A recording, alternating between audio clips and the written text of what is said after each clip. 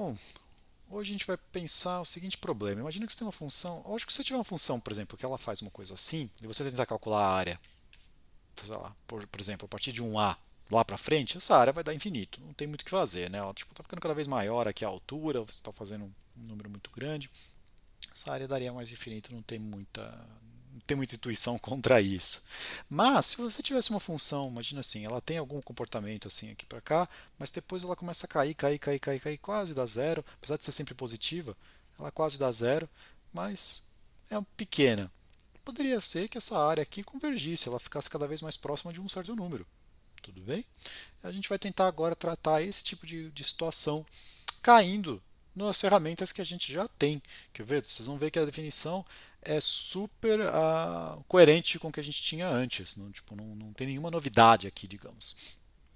Imagina então que só preciso pôr algumas hipóteses aqui. Então imagina que você tem uma função que ela está definida a partir de um certo A até o mais infinito, chega em valores reais, tá bom?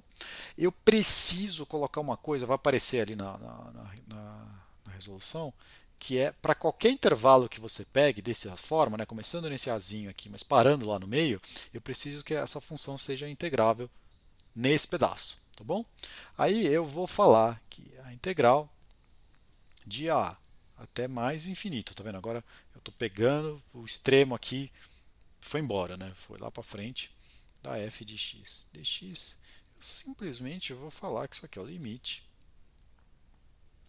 do b indo para mais infinito da integral de a até b do f de x dx. Por isso que eu preciso desse negócio aqui. Eu preciso que cada um desses pedacinhos exista, certo? Então, isso aqui está simplesmente falando que esses pedacinhos existem. Aí eu tomo o limite deles e eu falo que isso é a área completa.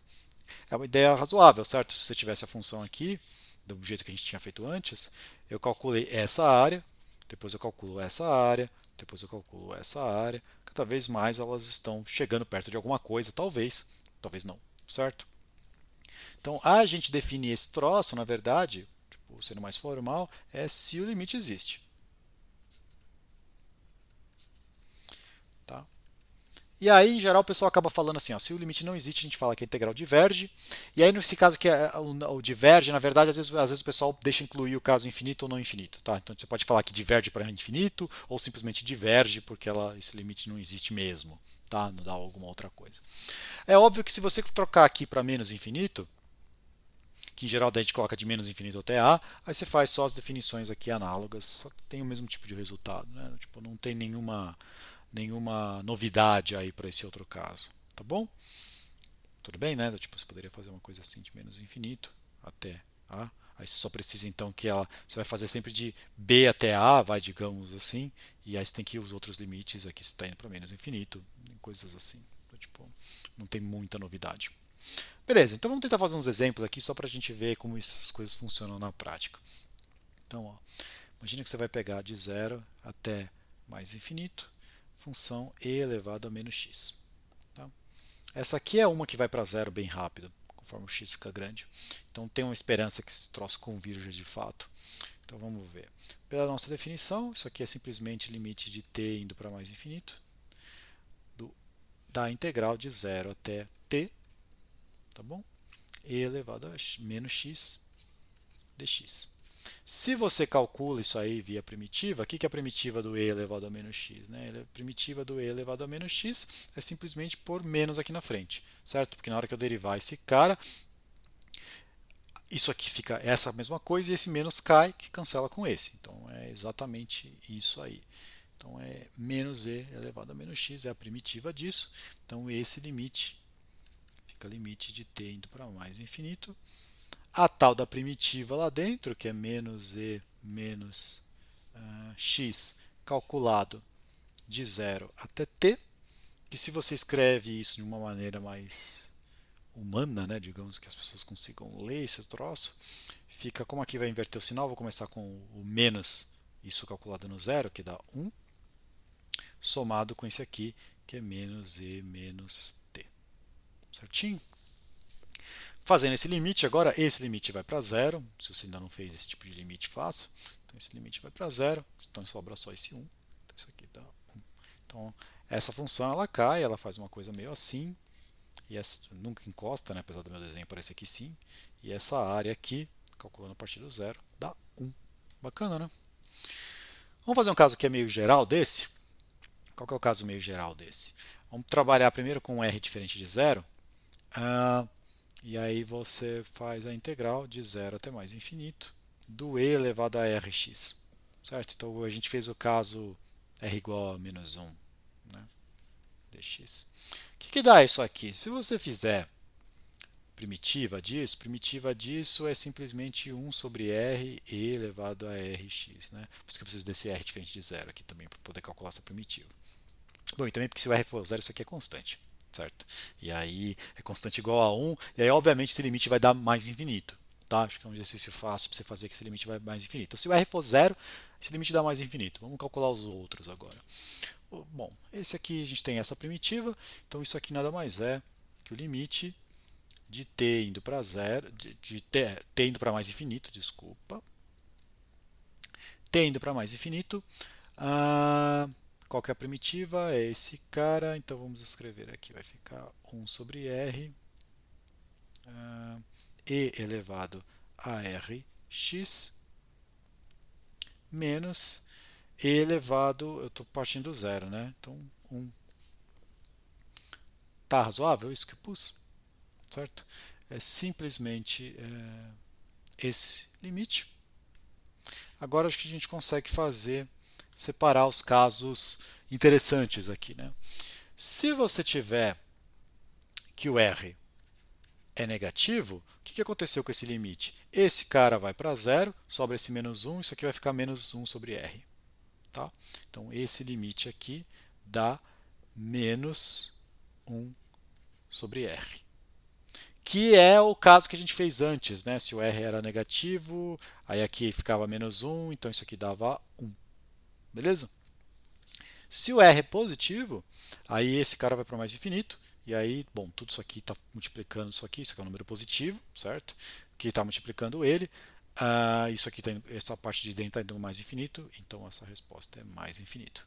Aí a gente viu que no caso R igual a zero, isso aqui também dava mais infinito. Então, essa integral para R maior ou igual a zero dá mais infinito, para R estritamente negativos dá um número positivo, né? Porque aqui vai inverter. Beleza? Então a gente conseguiu aí toda uma família de funções já de uma vez. A gente viu agora algumas que divergem quando vai para porque vai para mais infinito, mas você pode ter uma integral que ela diverge porque ela fica oscilando, né? Por exemplo, pega a integral de zero até mais infinito de seno de x dx, né? Se você calcula isso aí, bom, pela definição, limite de t indo para mais infinito, mas você já sabe que vai dar besteira. Por quê, né? Porque você vai calcular, ela vai ficar fazendo uma coisa assim, então você vai somar, depois subtrai, soma, depois subtrai, soma, depois subtrai, soma, depois subtrai. E do tipo, é sempre uma constante que você está somando e subtraindo, são valores grandes que você está somando e subtraindo. Então não tem muita esperança que esse troço vá convergir. Isso aqui vai dar limite do que? Uh, da primitiva disso aqui. Primitiva de seno é menos cosseno, certo? Então, só para ficar uma coisa mais bonita, com menos sinais, vai ficar cosseno de zero menos cosseno de t. Certinho? Bom, mas aí esse limite aqui não existe, né? Não existe. Isso a gente já viu. Isso aqui é limite de menos cosseno. 1 menos o limite desse cosseno. Tipo, não existe quando o t vai para mais infinito. Então essa aqui é uma que diverge, sem ser que ela vai para mais infinito. Beleza? Vou fazer mais uma simplesinha. Integral de 1 até mais infinito de 1 sobre x dx. Tá certo? Isso aqui vai dar o quê? Limite de t indo para mais infinito. Qual que é a primitiva do 1 sobre x? A primitiva do 1 sobre x é o ln de x. Né? ln de x. Vamos já fazer com a conta feita. Então, ln de t menos o ln de 1. Bom, esse aqui está indo para mais infinito, esse aqui é um número, então é mais infinito e a gente já resolveu mais um. Vamos fazer mais um desses que dá um casinho geral aqui. Ó. Vamos pegar um p maior que zero. tá bom? E eu vou precisar que o P seja diferente de 1. Vai aparecer na resolução por que eu quero por que eu não quero que o P seja 1, tá bom? Então vamos fazer a integral de 1 até mais infinito. Então vou partir do 1 e ir até o mais infinito, 1 sobre x elevado a p dx. Se você vai fazer a primitiva desse cara, você calcular a primitiva dele, é mais fácil você pensar que isso aqui é x elevado a menos p, né? Do tipo, então o que, que acontece? Cai o menos p mais 1, que ninguém fala assim, menos p mais 1, o pessoal faz 1 sobre 1 menos p, certo? E em cima vai ter que aparecer a mesma coisa, 1 menos p aqui, tá bom? Então esse aqui é o jeito que você faz essa conta. Então por isso que eu preciso que o p seja diferente de 1, porque para poder fazer essa regra do tombo aí. Então o que, que vai dar esse aqui? Vai dar limite de t indo para mais infinito, fazendo a primitiva lá daquele jeito que a gente falou. Aqui aparece 1 menos 1 menos p, x elevado a 1 menos p, certo? Isso aqui calculado de 1 até t, certo? Se você abre esse troço, só para deixar ele de uma maneira um pouco mais fácil de pensar, isso aqui vai ficar t mais um infinito. Ficou esse número aqui na frente, né? Multiplicando. Aqui vai ficar x, opa, x nada. T 1 menos p menos 1, certo? Porque vai dar o zero ali. Certinho? Ok. Então agora vamos abrir os casos. Se você tiver que o P é maior que 1, porque ó, a gente tem que é P maior que 0, então a gente só está trabalhando com P positivos, mas a gente pode ter o P's maiores que 1 e P's menores que 1, que eles vão fazer alguma diferença aqui. Se o P for maior que 1, 1 menos P é negativo, certo? E aí, portanto, essa parte aqui vai para zero, e aí você então sobra que tudo aqui está indo para menos 1, então isso aqui fica, esse limite todo, tem que inverter o sinal desse troço, vai ficar 1 sobre P menos 1. Certinho? Agora, se o P for menor que 1, esse cara é positivo, então, portanto, essa parte está indo para mais infinito e você não tem muito o que fazer. Certo? E aqui é positivo, então estou multiplicando isso aqui, vai dar positivo, vai dar mais infinito. Então, essas funções aqui, todas elas têm esse comportamento meio assim, né? Tipo, algumas mais altas, outras mais baixas, certo? O que vai acontecer? Se você tiver com P grande, passou de 1, né, lá embaixo, você tem que isso aqui está baixinho o suficiente para a integral convergir e dar um número. Se o P é pequeno, digamos, né? Tipo, você tem pouco expoente aqui embaixo, aí ela já diverge. O jeito que ela cai para zero é devagar, é suficientemente devagar para que esse negócio você some sempre alguma coisa que vai ficar positiva. Tudo bem? Ou seja, se você juntar esses resultados mais o que eu já tinha discutido antes, se você simplesmente colocar para P maior que zero, você consegue colocar. Opa, vou colocar a partir do 1 aqui, porque no zero não está nem definido. 1 sobre x elevado a P. Opa, dx. Esse negócio vai ficar integral. Não, integral nada. Vai já pôr a resposta aqui. Isso aqui é 1p menos 1 se o p é maior que 1 e ele dá mais infinito, no caso, p menor ou igual que 1, né? Para p positivo. Certo? A gente já tinha feito o caso igual a 1. Certinho? Beleza. Aqui, na verdade, a gente consegue fazer umas coisas meio parecidas com essa, meio que o caso geral, que é juntando as coisas que a gente tinha de limite antes, né? Por exemplo, imagina que você tem duas funções, f e g, que elas saem de A e vai para mais infinito. Reais. E você tem que elas são integráveis para qualquer intervalo assim. Né? Tipo, se qualquer intervalo que você pega desse jeito, você consegue calcular as integrais. Mas vamos pensar que elas têm essa propriedade aqui também. Ó. O zero é sempre menor ou igual que A. Então a f é sempre uma função positiva e a g sempre está por cima da g. A g sempre está por cima da f, desculpa. Certo? O que vai acontecer aqui? Ó? Eu vou só colocar as versões intuitivas, mas acho que vocês conseguem brincar um pouquinho com isso aqui se você for tentar usando o limite que a gente tem mesmo antes. Se você calcular a integral da f de x dx e esse troço der mais infinito, certo? Você tem então aqui, pensando no desenho, você tem a partir do a função f está fazendo alguma coisa, mas isso aqui já deu, essa coisa já deu infinito. A g está por cima.